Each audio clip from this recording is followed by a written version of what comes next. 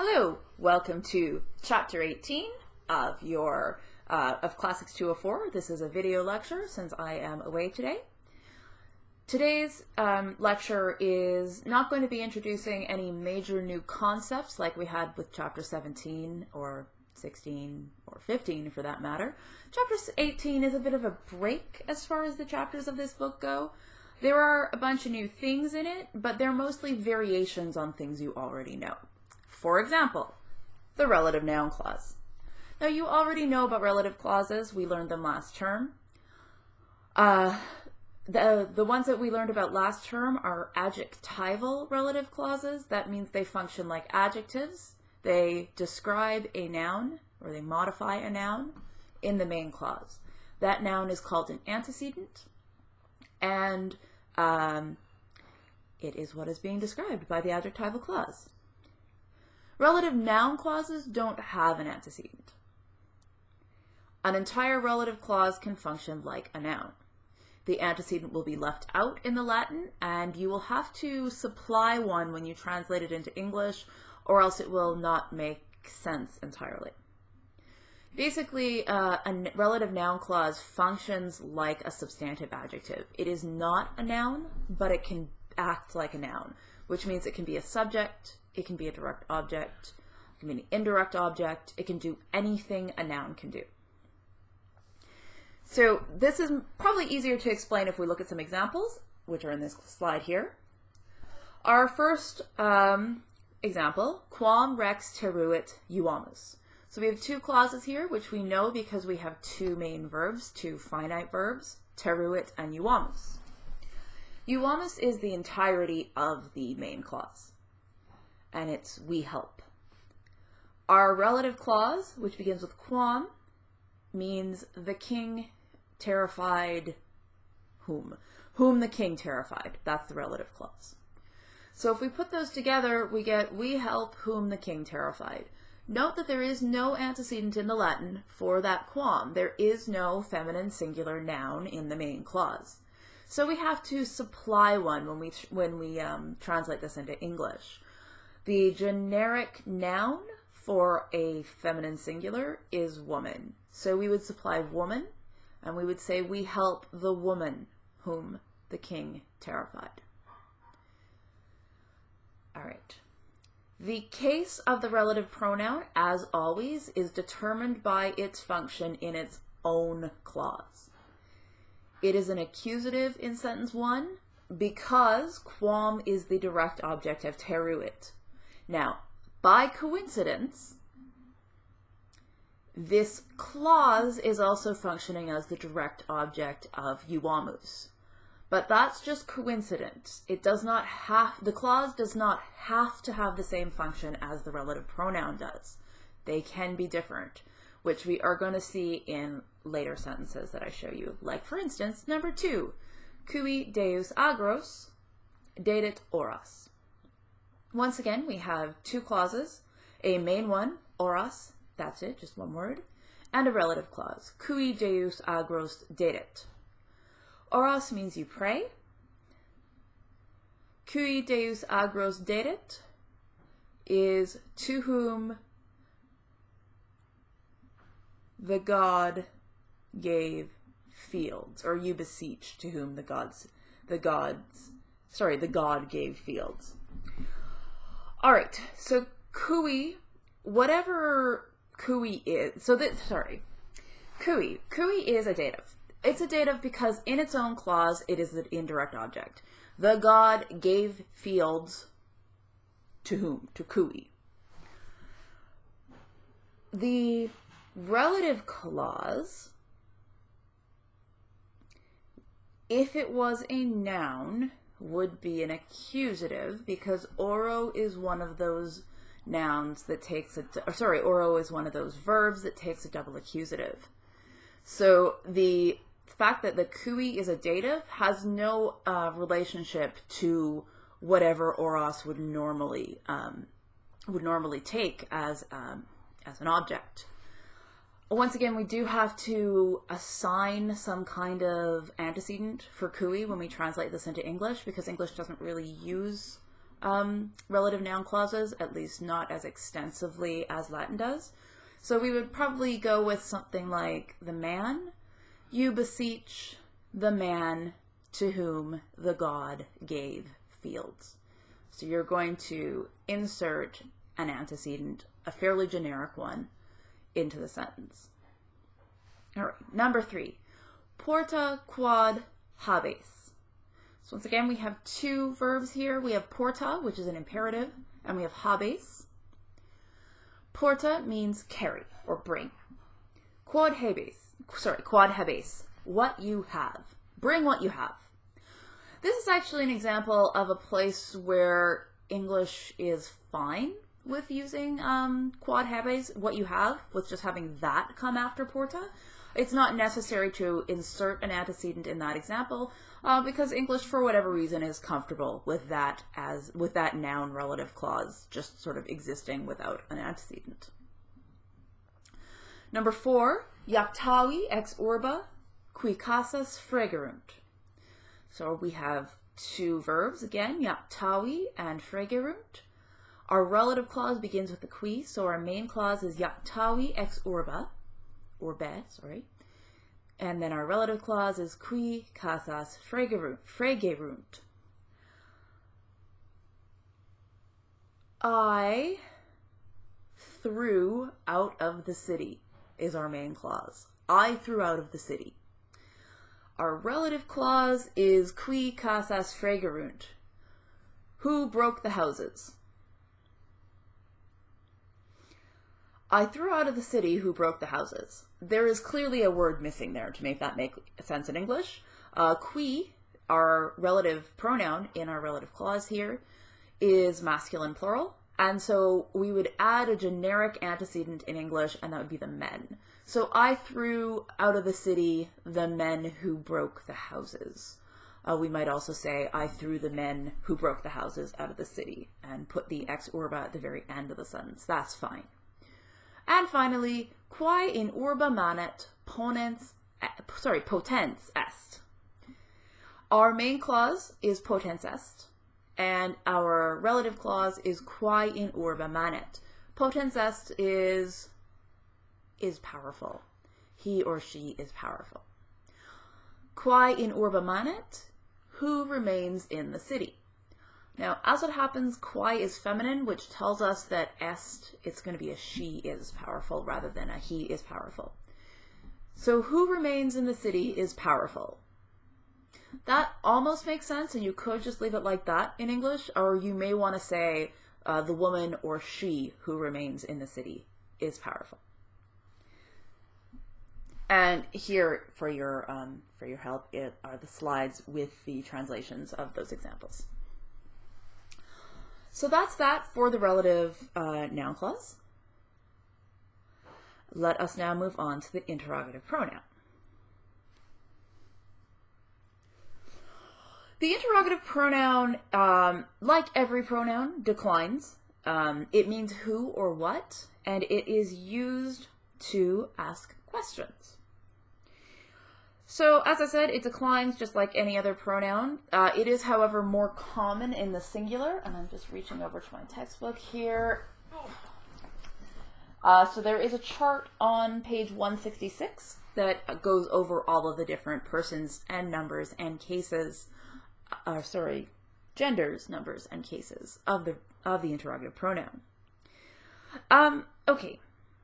So how do we use this? As I said, it is more common in the singular. You can use the plural, though. It's not disallowed or anything. It agrees in gender, number, and case with the thing it refers to if we know. So if I say, who is the president?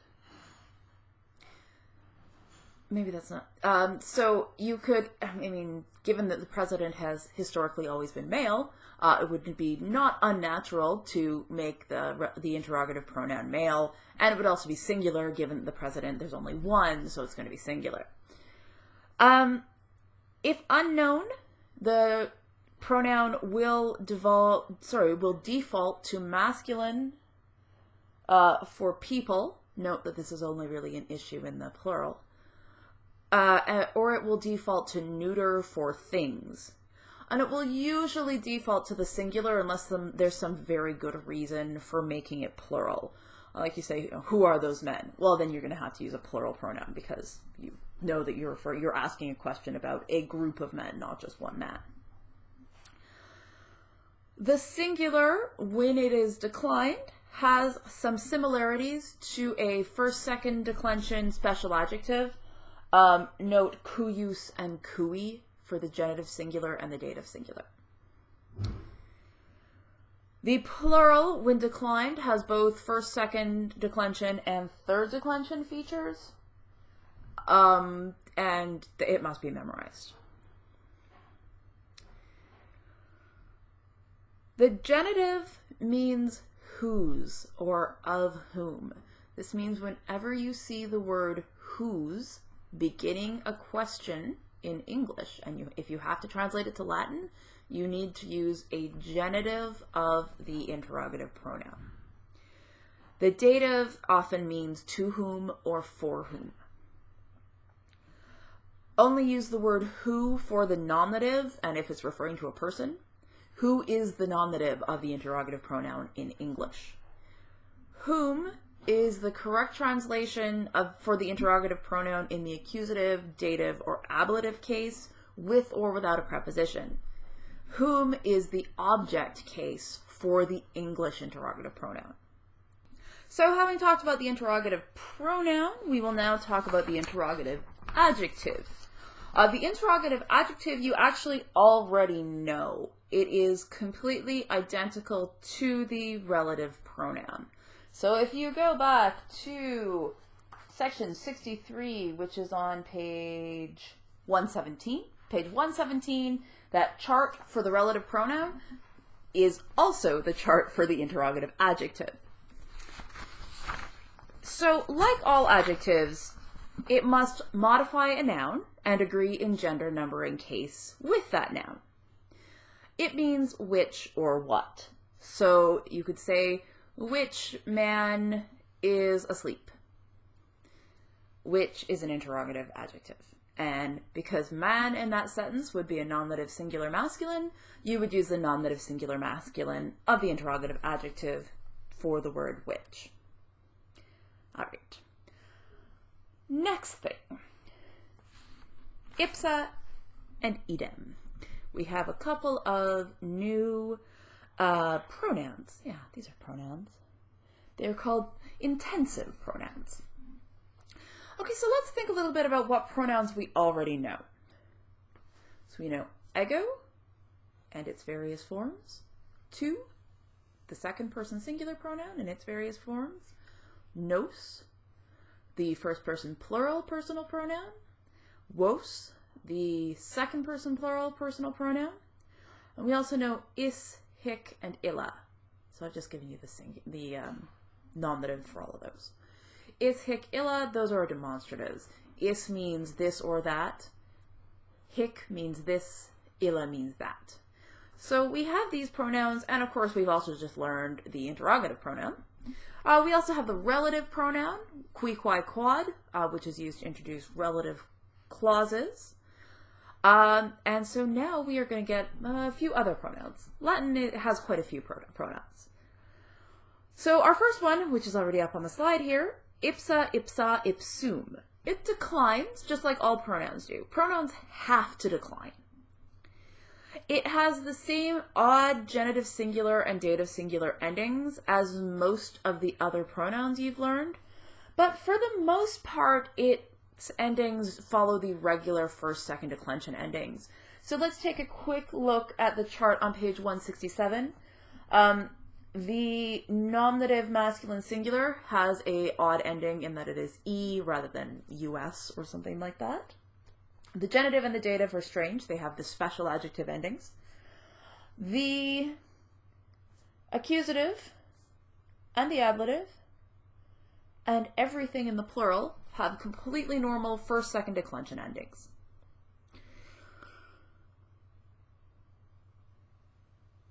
All right. So what is an intensive pronoun? Well, it's sort of difficult to explain because in English we just use the same words as we do for the reflexive pronoun for the intensive pronouns. The intensive pronoun doesn't really exist in English. Ipsa, ipsa, ipsum, although it's translated like himself, herself, etc., it's not reflexive. It doesn't have to refer to the subject of its clause. So here is an it also can function like an adjective, and it can be nominative. So these are some ways in which it differs from the reflexive.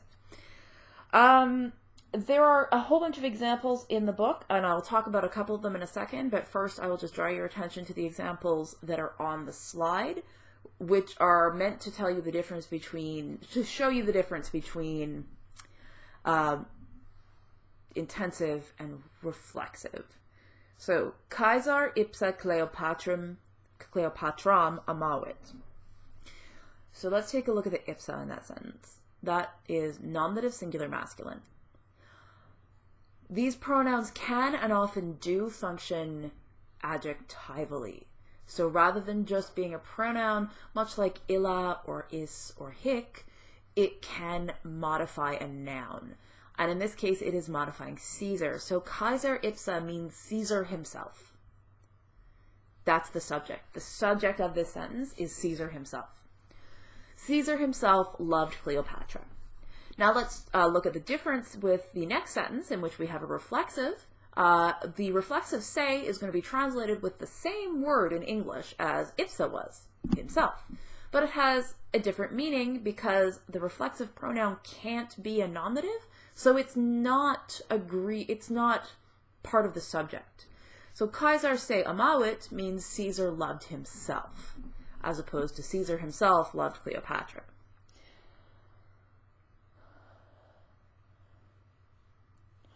Work your way through all of the different examples on page 167 and try and grasp this difference between the reflexive and the intensive.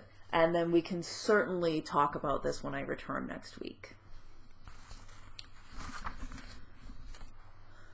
Some more notes on ipsa, ipsa, ipsum. So besides meaning himself or herself or something like that, it can also mean the very. And again, this is a way of sort of intensifying a subject and making it very, very clear who your subject is. So here are some more examples. We have ipsa Caesar qui Gallium vicet, Cleopatram amavit. The very Caesar who conquered Gaul loved Cleopatra. So we're not just talking about any Caesar, we're talking about the very Caesar. In this sense, it is a little bit, it's quite similar to the usage of ille, that means the famous. So it's kind of a synonym for ille. So instead of the famous, though, we have the very Caesar who conquered Gaul.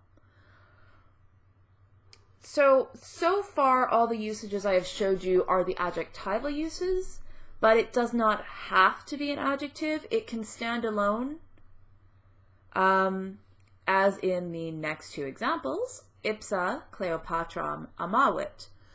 Now, we don't have a noun for ipsa to be agreeing with here, but we do know that it is nominative, and we know that the subject of the sentence is a he, because ipsa is masculine. And so here we would simply attach it to a he in English. We would say he himself loved Cleopatra.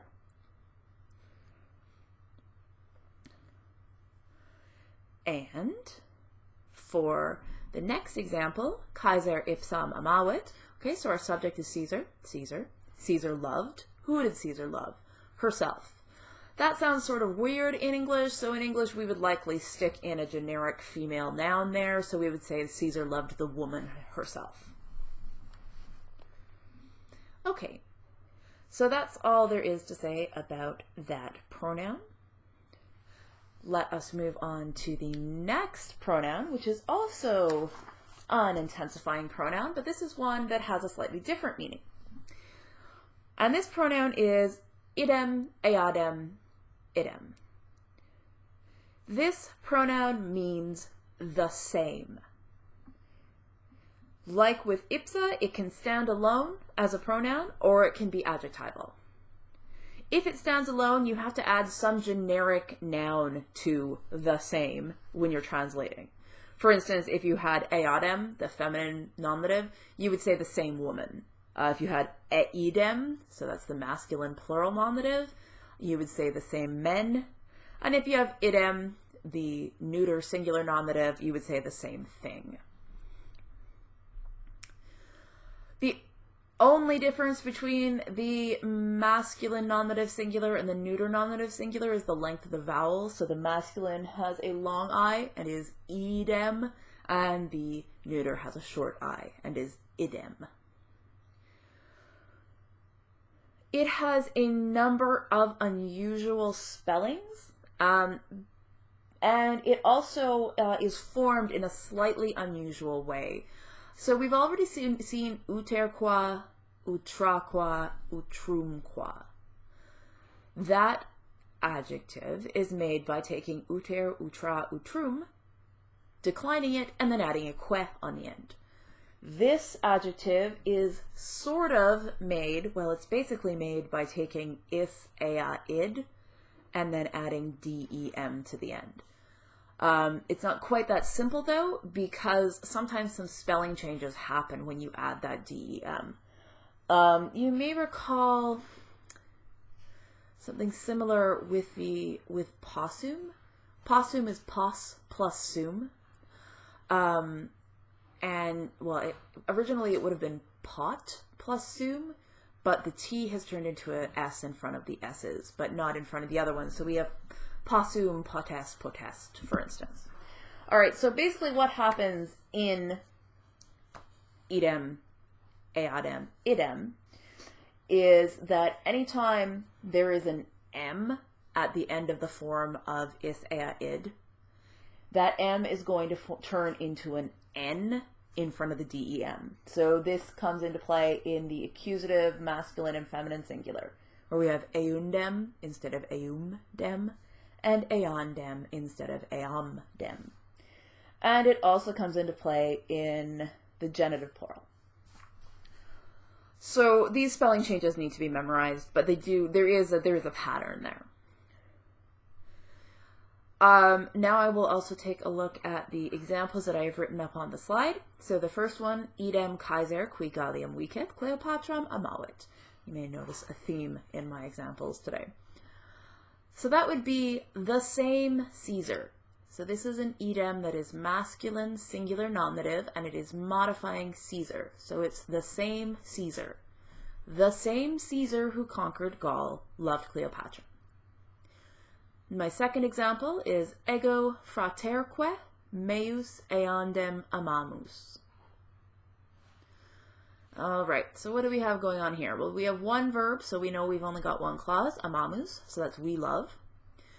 Ego is the nominative singular of ego, so that's I. Our verb is plural, so we know there's got to be another subject than just I. It can't be I, we love. So I, who's the other half of the we? Fraterque meus, and my brother. My brother and I love eondem. The same, what gender is it? Female. The same woman. My brother and I love the same woman.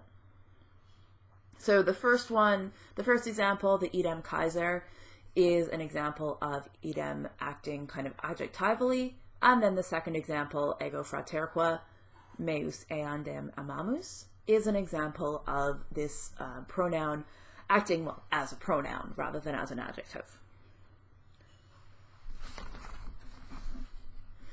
That is about that for the new grammar of this chapter.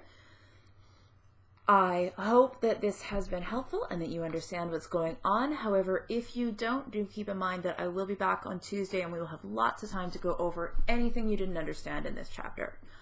I am going to assign some homework in just a moment, but first I'm going to do my vocabulary notes. I don't have all that many, but there are a few. All right, first things first. The word arx. It tells you that it means citadel, which is true. What does that mean? That means it's the central and most heavily defended part of a city, usually also the oldest part of a city. It doesn't have to be in a city, it can just stand alone. For instance, if you know Athens, the Acropolis, where the Parthenon is, that would be the Arcs of Athens. Next thing, the noun aurum, which means gold. It's often used as a synonym for pecunia, which means money, so you can use aurum to mean money as well. And then we have the word mos. An important phrase for you to know is the mos maiorum, which is the custom of the ancestors. The Romans were very fond of talking about the customs of their ancestors, so this is an important Latin phrase to know. So that is that. I hope this lecture was helpful, and I will see you all on Tuesday, at which point you should be handing in the translation assignment. And you should also be prepared to go over exercises 144, 145, 146, 147, and 148. And you should also know that for Thursday, I will be assigning reading 24, as well as probably some material from chapter 19. Okay, so that is that for today. I hope you all have a pleasant weekend, and I will see you on Tuesday. Bye.